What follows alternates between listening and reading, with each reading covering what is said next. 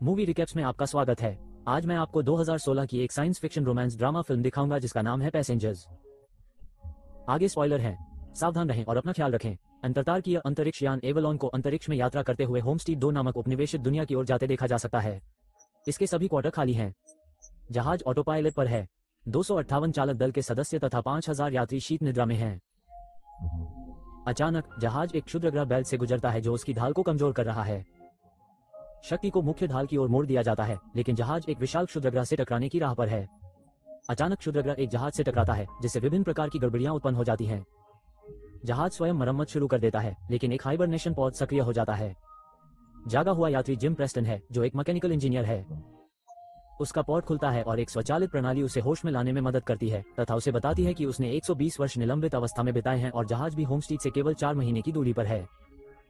उन्हें बताया गया है कि वह अपना समय जहाज की सुख सुविधाओं का आनंद लेते हुए बिता सकेंगे।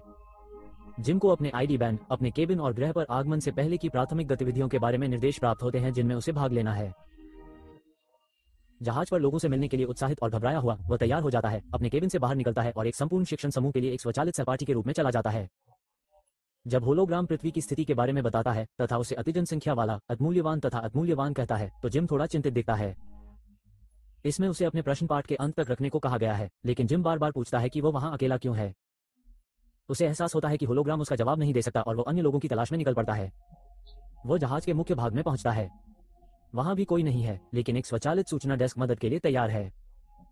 जिम ने एक वास्तविक व्यक्ति से बात करने के लिए कहा और उसे एक स्टीवर्ड से बात करने के लिए भेज दिया गया, लेकिन जब उसने पाया कि वहां भी कोई नहीं है तो उसने कैप्टन से बात करने के लिए कहा। जब वो पुल पर पहुंचता है, हालांकि उसके पास अंदर जाने का रास्ता नहीं होता, तो वह देख सकता है कि मुख्य चालक दल में से कोई भी जाग नहीं रहा है। जिम अंततः वेधशाला में जाता है जहां उसे पता चलता है कि जहाज वास्तव में होमस्टेड से भी 90 वर्ष दूर है। उसे एहसास होता है कि वो बहुत जल्दी जाग गया है, इसलिए वो वापस लौटता है और पृथ्वी पर संदेश भेजता है कि उसे क्या करना चाहिए, क्योंकि वह नहीं जानता कि वापस शीत निद्रा में कैसे जाए। संचार प्रणाली ने उन्हें बताया कि पृथ्वी पर की गई अत्यधिक कीमत वाली कॉल का उत्तर मिलने में लगभग 55 वर्ष लगेंगे। जिम बहुत दुखी है। वो इधर उधर घूमता है और जहाज के बार के पास पहुंचता है जहां उसे एक अन्य व्यक्ति दिखाई देता है। जब वो बारटेंडर से बात कर रहा था तो उसे उसमें कुछ अजीब सा लग रहा था। जब वो उसके लिए पे लेने जाता है तो जिम को पता चलता है कि वो एक एंड्रॉइड है जिसका नाम आथा है। जिम उससे और अधिक जानकारी प्राप्त करना चाहता है, लेकिन वो एंड्रॉइड को ये भी नहीं समझा पाता कि उसका वहां पहले से पहुंचना कैसे संभव है। अगले दिन जिम अपने केबिन में उठता है और कैंटीना में जाता है जहां उसे जल्दी ही पता चलता है कि मेनू में अधिकांश चीजें केवल गोल्ड क्लास के यात्रियों के लिए आरक्षित हैं। वो अपनी सादी कॉफी लेता है और यह पता लगाने की कोशिश करता है कि अपने हाइबरनेशन कक्ष को कैसे ठीक किया जाए। सभी उपकरण प्राप्त करने के बाद वो इसे संचालित करने में सफल हो जाता है और पॉड के अंदर लेट जाता है, लेकिन कुछ नहीं होता। इसके बाद वो चालक दल के शीत निद्रा कक्ष में जाने के लिए मिले औजारों का उपयोग करने का निर्णय लेता है। ये भी काम नहीं करता। जहाज के आसपास छोटी मोटी खराबियां होती रहती हैं। जिम बार में शराब पीने के लिए बार में आता रहता है, लेकिन अधिकतर आता से बात करने के लिए। एंड्रॉइड उसे कुछ सलाह देता है जो उसे गोल्ड कक्षाओं में से एक में घुसने और जहाज पर कुछ मौज मस्ती करने के लिए राजी कर लेती है।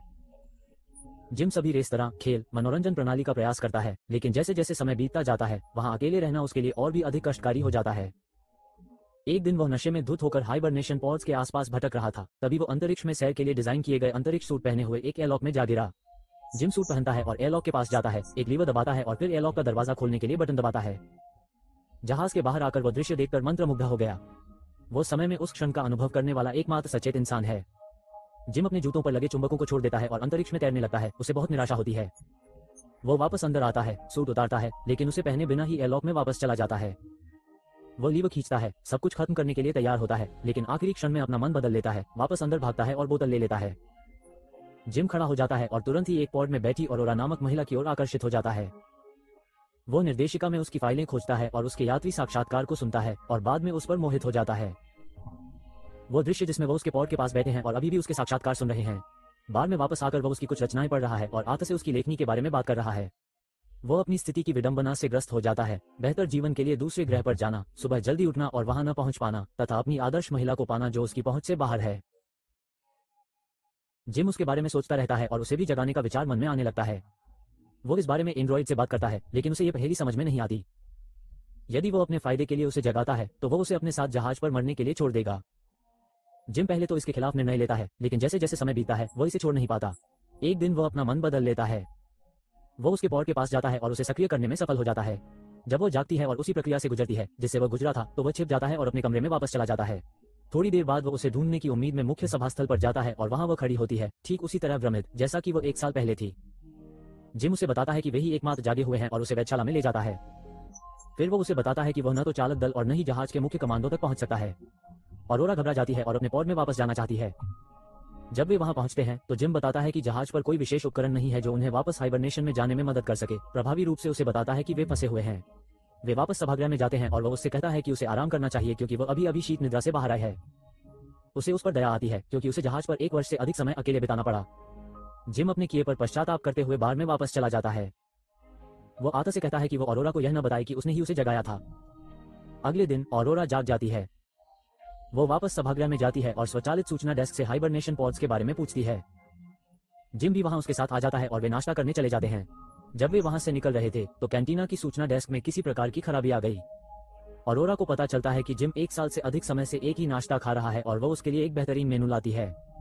वे पॉड्स को ठीक करने की संभावना के बारे में बात करते हैं, लेकिन जिम के विपरीत ऑरोरा हार मानने को तैयार नहीं है।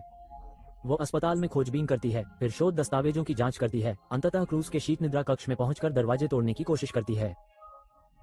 जिम को जहाज में और भी खराबी नजर आती है। कुछ समय बाद ऑरोरा एवलॉन पर अपने जीवन के बारे में विलाप करती है। वो लिखती है, जहाज के चारों ओर दौड़ती है, पूल में तैरती है और अपनी स्थिति के बारे में अधिक से अधिक जागरूक होती जाती है। वो जिम का साक्षात्कार लेने के लिए कैंटीना जाती है, ये सोचकर कि उसकी कहानी दिलचस्प हो सकती है। वो पूछती है कि वो कॉलोनी में क्यों आकर बस गया। जिम पहले कंपनी के नारे के साथ जवाब देता है, लेकिन फिर आगे बताता है कि उसे उम्मीद है कि नई दुनिया में वो कोई ऐसा व्यक्ति बन सकेगा जिसके साथ वो अपना जीवन बना सकेगा।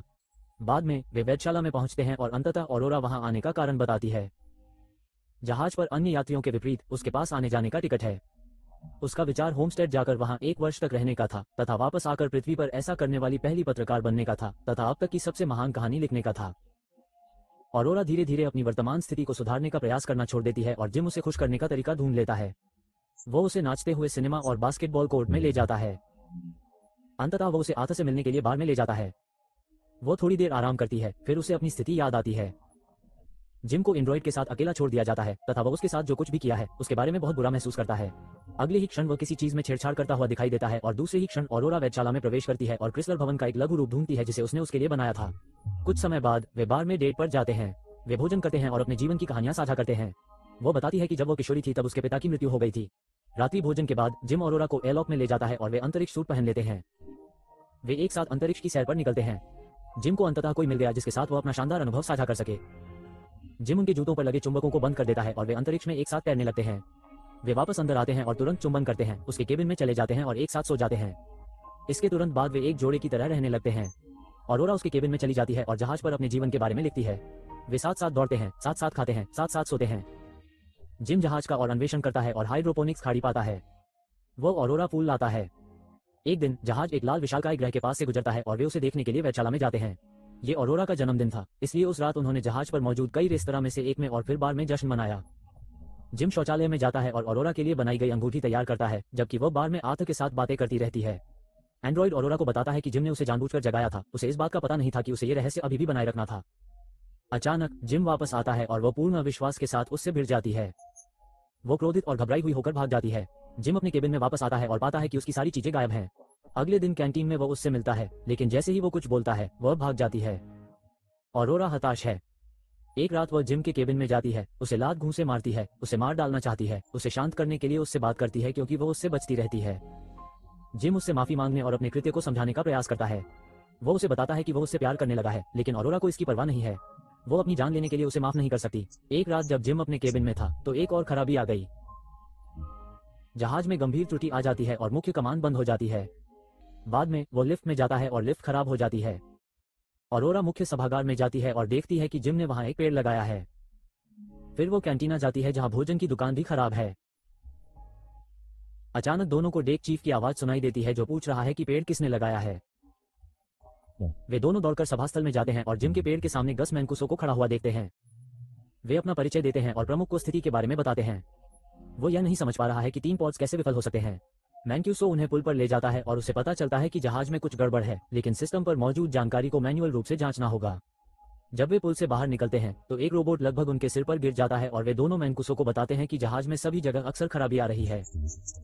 उनका कहना है कि ऐसा नहीं होना चाहिए क्योंकि वो उन्हें डेटा एकत्र करने का तरीका बताते हैं।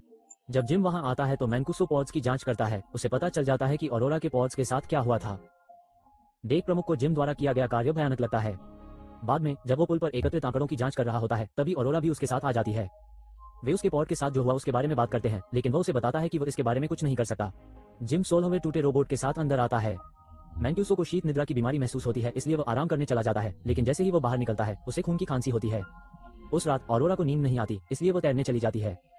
अचानक जहाज में गुरुत्वाकर्षण की कमी हो जाती है और वह डूबने लगती है क्योंकि पूल का पानी उसके साथ बहता है। गुरुत्वाकर्षण डॉक्टर रीसेट हो जाता है और वो बड़ी मुश्किल से जीवित बच पाती है। वे दोनों मैनकुसो को खोजने के लिए एक दूसरे से टकराते हैं। वे तीनों वापस पुल पर आ गए हैं और धीरे धीरे ये पता लगा रहे हैं कि जहाज के साथ क्या हो रहा है। मैनक्यूसो को पता चलता है कि 2 साल पहले कुछ ऐसा हुआ था जिससे एक प्रमुख प्रणाली नष्ट हो गई थी। उन्हें विफलता के कारण का पता लगाने और उसे ठीक करने की आवश्यकता है, क्योंकि पूरा जहाज इस कमी को पूरा करने का प्रयास कर रहा है। यदि वे इसे ठीक नहीं करेंगे तो पूरा जहाज फंस जाएगा। वे समस्या का पता लगाने जाते हैं, लेकिन मैनकुसो बेहोश हो जाता है, इसलिए जिम और ऑरोरा उसे अस्पताल ले जाते हैं। वो मर रहा है और ऐसा कोई उपचार नहीं है जो उसे रोक सके या उसके बचे हुए समय को बढ़ा सके। कुछ समय बाद वे तीनों वैधशाला में मिलते हैं और मैनकुसो जिम को अपना पहचान पत्र देता है, उन्हें जहाज की मरम्मत करने के लिए कहता है और तुरंत ही नष्ट हो जाता है। अचानक रोशनी खतरनाक लाल रंग में बदल जाती है और जहाज हिलने लगता है। जिम ऑरोरा से कहता है कि उसे उसकी मदद की जरूरत है और वे इंजीनियरिंग की ओर बढ़ते हैं, लेकिन गुरुत्वाकर्षण ड्राइव में एक और विफलता होती है और तुरंत आपको एक और विफलता के बारे में बताते हैं जो आर्थ को भी प्रभावित करती है। जिम उसे निष्क्रिय कर देता है। वे अंततः इंजीनियरिंग विभाग में पहुंचते हैं और समस्या की तलाश शुरू करते हैं। वे इसे पावर प्लांट में पाते हैं और जैसे ही वे हैच खोलते हैं ऑरोरा अंदर चली जाती है। क्षुद्रग्रह के कारण उस क्षेत्र के हॉल में दरार आ गई है। जिम भी इसमें फंस जाता है, लेकिन वह हैच को पकड़े रहता है क्योंकि वह लगातार उसके ऊपर बंद होता रहता है। अंततः वह भी इसमें फंस गया, लेकिन वे जल्दी ही दरार को पाटने में कामयाब हो गए। उस समस्या को ठीक करने के तुरंत बाद जिम को पता चलता है कि हॉल में एक से अधिक दरारें हैं। वे दोनों उल्कापिंड के पथ का अनुसरण करते हैं और पाते हैं कि वह रिएक्टर नियंत्रण कंप्यूटर से टकरा गया है। जिम को लगता है कि वो इसके लिए प्रतिस्थापन भाग ढूंढ सकता है। वे भाग ढूंढ लेते हैं और उसे बदल देते हैं, लेकिन रिएक्टर से हवा निकालने की प्रक्रिया फिर भी विफल हो जाती है। वे इसे मैन्युअल रूप से करते हैं, लेकिन ये फिर विफल हो जाता है। जिम को पता चलता है कि उसे जहाज के बाहर से वेंट दरवाजा खोलना होगा ताकि वे रिएक्टर को ठंडा कर सकें। वे दोनों एयरलॉक में जाते हैं और जब वह बाहर जाने के लिए तैयार होता है तो वह ऑरोरा को मैनकुसो का ब्रेसलेट दे देता है, क्योंकि हो सकता है कि वह वापस ना आए। वो उसे सूट पहनाने में मदद करती है और जब वो एयरलॉक में जाता है तो वह उससे वापस आने को कहती है, क्योंकि वह उसके बिना जहाज पर नहीं रह सकती। ऑरोरा रिएक्टर में वापस चला जाता है जहां तापमान महत्वपूर्ण ऊंचाई पर पहुंच गया है। रिएक्टर से एक बोल्ट उसकी बाह में जा लगा। जैसे ही जिम बाहर से वेंट के करीब पहुंचता है और दरवाजा देखता है, रिएक्टर कक्ष का तापमान बढ़ जाता है, जबकि वह वेंट दरवाजे को खोलने के लिए उसे बाईपास करने का प्रयास करता है। उसे जल्द ही एहसास हो जाता है कि उसे रिएक्टर से हवा निकलने के लिए दरवाजा मैन्युअल रूप से खुला रखना होगा और वह ऑरोरा को यह बात बताता है। उसे ये योजना पसंद नहीं आती, लेकिन वो आगे बढ़ जाता है और उसे रिएक्टर से हवा निकालने के लिए कहता है। वो नहीं चाहती कि वह मर जाए और वे बहस करते हैं, लेकिन वह उससे कहता है कि उन्हें अन्य लोगों को बचाना है और वह रिएक्टर से हवा निकाल देती है। प्रक्रिया सफल होती है, लेकिन रिएक्टर से निकलने वाला धुआं जिम को दूर धकेल देता है और उसका तार टूट जाता है। उनके सूट का दबाव भी कम हो रहा है। वो ऑरोरा को बताता है कि क्या हुआ था और वह तेजी से आगे बढ़कर दूसरे सूट तक पहुंचती है और उसे अंदर ले आती है। वो उससे पुनः क्षमा मांगता है। वो सूट पहनती है और उसे पकड़ने के लिए उड़ जाती है, लेकिन उसका पट्टा बहुत छोटा है। वो पीछे खींची जाती है, लेकिन अचानक उसकी रस्सी पकड़ लेती है और उसे अंदर खींचने में सफल हो जाती है। ऑरोरा जिम को अस्पताल में खींचती है, जहां उसे पता चलता है कि वह पहले ही मर चुका है। वो मेडिकल प्रोटोकॉल को दरकिनार कर मैनकुसो को पुनर्जीवित करने के लिए उसके ब्रेसलेट का उपयोग करती है।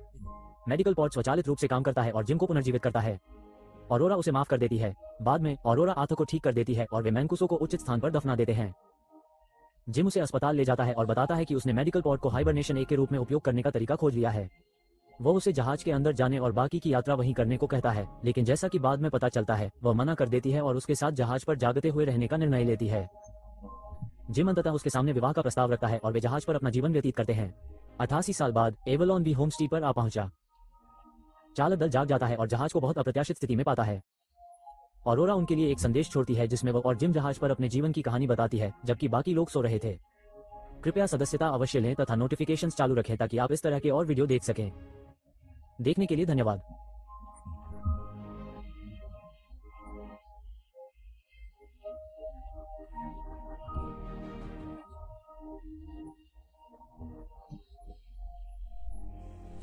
Thank you.